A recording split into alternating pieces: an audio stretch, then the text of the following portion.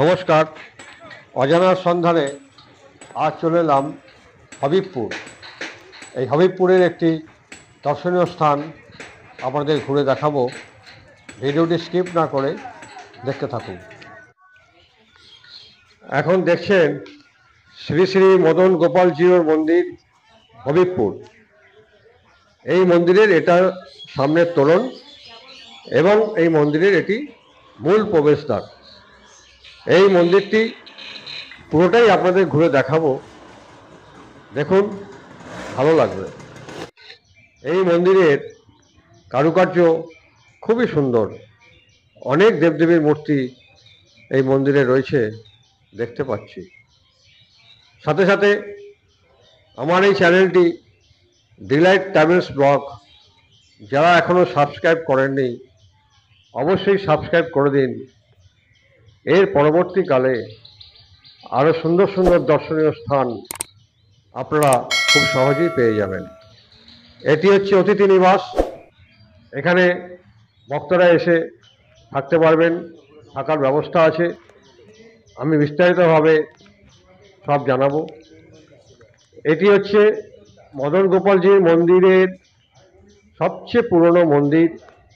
এখানেই প্রথম বিগ্রহ প্রতিষ্ঠিত হয় এবং এখানে আগে নিত্য পুজো হতো এবং পরবর্তীকালে এই বিগ্রহ নতুন মন্দিরে স্থানান্তরিত করা হয়। এই বিগ্রহ শোনা যায় বহু প্রাচীন। অবশ্যই জানাবো এই মন্দিরের ইতিহাস। এখন এই নতুন মন্দিরের বিগ্রহ আপনারা দেখতে পাচ্ছেন এবং এই মন্দিরটি খুব সুন্দরভাবে তৈরি, দেখে থাকুন।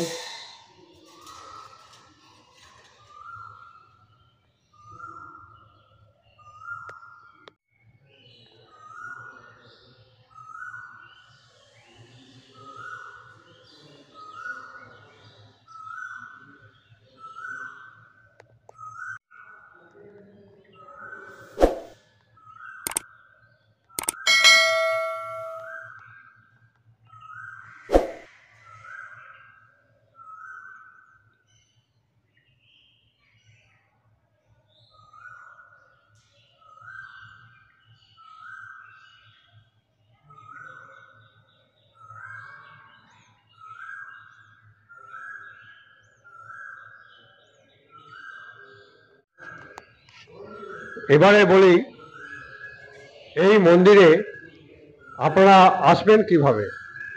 আপনারা শিয়ালদা শান্তিপুর লোকাল ধরে হবিবপুর স্টেশনে নামতে হবে।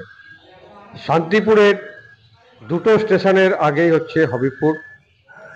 এই হবিবপুর স্টেশনে নেমে আপনারা ডান দিকেই টোটো পেয়ে যাবেন, বাঁ দিকেও টোটো পাবেন।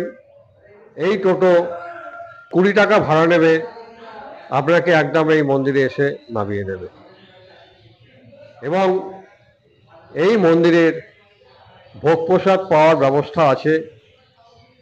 আমার এই স্ক্রিনে নাম্বার দেয়া থাকবে, এই নাম্বারে আপনারা ভোগ প্রসাদ বুক করে নেবেন এবং যারা এখানে থাকতে চান তারা এই ফোন নম্বরে ফোন করে আপনারা বুক করে নেবেন থাকার জন্য।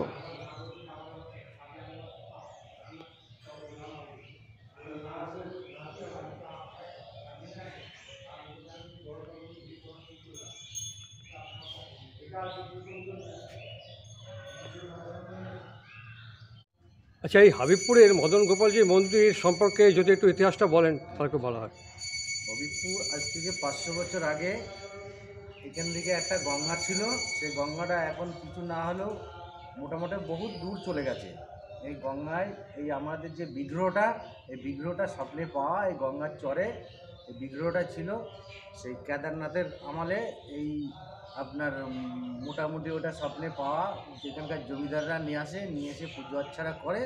পুজো আচ্ছারা করার পরে মন্দিরটা আস্তে আস্তে আস্তে আস্তে মোটামুটি জমিদারদের সব একটার পর একটা চলে যাওয়ার পরে আর মন্দিরটা এখন কি হবে এই যে ঠাকুরটা বিগ্রহটা কে পুজো করবে, তারপর এখানকার যে মহারাজ মোটামুটি ওই মহারাজ এখানকার হালটা নেয় যে মন্দিরটা আমরা নিতে পারি, ঠাকুরকে আমরা পুজো করতে পারি, তা আমাদের মোটামুটি রামকৃষ্ণ আশ্রম হিসেবে আমার দিতে হবে।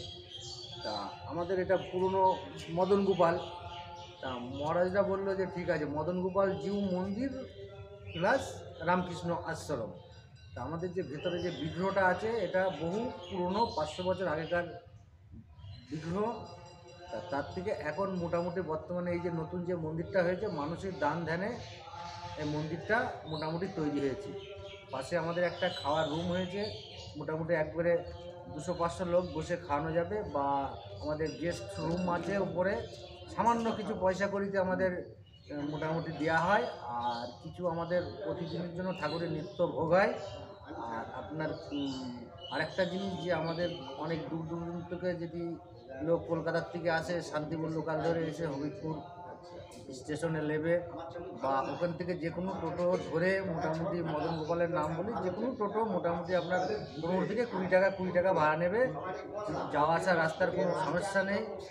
তা আর আমাদের এখন বর্তমানে প্রসাদেও এখানে নিত্য ভোগ, ঠাকুরকে নিত্য ভোগ দেওয়া হয়, প্রতিদিনের জন্য নিত্য ভোগ বা ভক্তবৃন্দরা প্রসাদ পায়। এই প্রসাদ পেতে গেলে আপনার কি করে করতে হবে?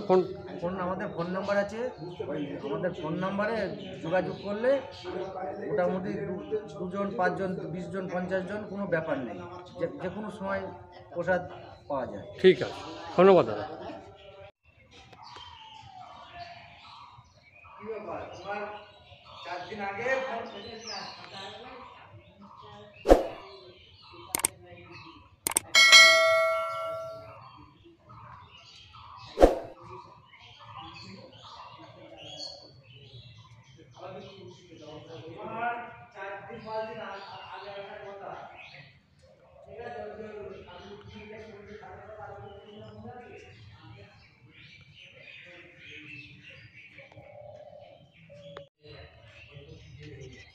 এই মন্দিরটি গ্রামের ভেতর খুব শান্ত নির্জন পরিবেশের মধ্যে স্থাপিত এবং গ্রাম বাংলার অসাধারণ দৃশ্য এই মন্দিরে এলেই আপনারা দেখতে পাবেন।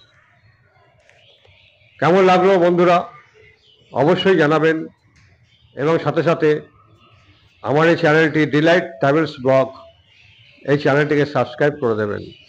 দেখে থাকুন পরবর্তী দর্শনীয় স্থানগুলি। ধন্যবাদ।